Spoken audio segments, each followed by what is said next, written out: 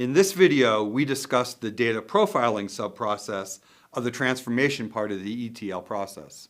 I have decomposed the transformation step into 3 sub-processes, which in actual practice occurs in roughly the same order as listed here. Data profiling focuses on understanding the features of the data as it exists in its native format in the source database. Data mapping focuses on manipulating the source data so that it conforms to the structure of the target database, which we envision to be a common data model used by large-scale data networks. And then terminology mapping focuses on changing the values found in the source system into the values defined by the common data model. This video focuses on the first step, data profiling. The focus of data profiling is understanding the data that are available in the source database. In particular, data profiling is trying to answer the question, what are the values that are present in the source system that I can use to populate the target CDM?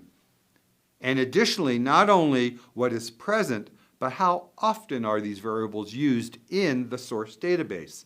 As we will see in our examples, data in healthcare databases are often right-tailed, which means a very few values are used very often, whereas a large number of values are used very infrequently. The examples in this video use an open source tool called White Rabbit, created by the Observational Health Data Sciences and Informatics, or Odyssey community. White Rabbit is a very simple tool that provides information about every field in every table in a database or a comma-separated value CSV file. This very basic information is incredibly useful in understanding the source data. White Rabbit is available for downloading from the Odyssey GitHub site, but I have also included the software in the course materials. White Rabbit is a pure Java program, so any system with Java installed can run the tool. It connects to a variety of databases and also uses comma-separated files. Unfortunately, support for Google BigQuery is not yet available, so I have included a number of comma-separated files for the 100-patient Mimic database for you to use. My examples use the full Mimic database, so if you replicate my work, your results will be different. In addition to the software, the Odyssey website provides documentation on how to use the tool. I have included PDF versions of the documentation in the course materials. As mentioned, I am using the full version of Mimic running on my own Postgres database, but I have provided you with the CSV files of the key files of the 100-patient Mimic database for you to use. When White Rabbit starts, you see the Locations tab. This is where you tell White Rabbit what database you are using and log information. In your case, you would select the CSV and select which CSV files for White Rabbit to analyze. The Scan tab is used to tell White Rabbit which tables to scan. CSV files only contain a single table, so the entire CSV file will always be scanned. There are additional options to help limit the amount of resources that White Rabbit uses. For example, you can limit the number of rows that it uses to determine the frequency that a value is used and other limitations. I used the default values for all of these parameters. In this screenshot, I am selecting which Mimic tables to profile. For your CSV files, you will not need to do this step. With the tables selected on the left side of the screen, I now hit the Scan Tables button in the lower right corner. The bottom pane shows White Rabbit's progress as it moves through each of the tables on the list. For the tables that have reached one of the processing limits, such as the maximum number of rows to scan or the maximum number of unique values, a message is included in the lower pane. When White Rabbit is finished, an Excel file called Scan Report is placed into the White Rabbit folder. I have included the version of the scan report I created for this video in the course materials so that you can download it and examine the details. Open the scan report file in Excel or some similar program. At the bottom are multiple tabs. The first tab is labeled Overview. As we will see next, it provides some high-level information about every column in every table. The next tabs provide detailed data profiling information for each table that was selected. For CSV files, there will only be one Overview tab and one Table tab. In the Overview tab, White Rabbit provides information about each table listed in column A and each column in each table listed in column B. Two key pieces of information in this tab are the number of rows in a data column and an indication of the amount of missing data.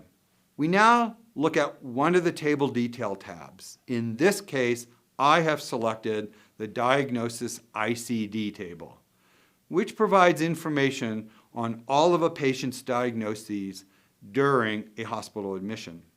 In the Diagnoses ICD-9 table drill down, each column consumes two columns in the spreadsheet. The left column is a value, and the right column is the number of times that value appears in the table. Each pair of columns is sorted from the maximum count to the minimum count. There is no relationship across columns. To illustrate how to interpret the White Rabbit profiling information, I have focused on the top few rows about the subject ID column in the ICU stay table. Recall that each data column has two columns in the spreadsheet. Here, the left column lists the unique subject IDs. Each value represents a specific patient. The right column lists the number of times that subject ID appeared in the ICU stay table. This example shows that subject ID 13033 had a total of 41 ICU admissions, clearly a very sick individual.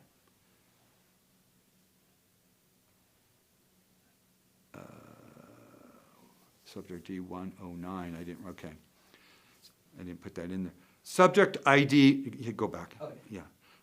Subject ID 109 had 38 ICU stays recorded in the MIMIC database, and so forth down the list.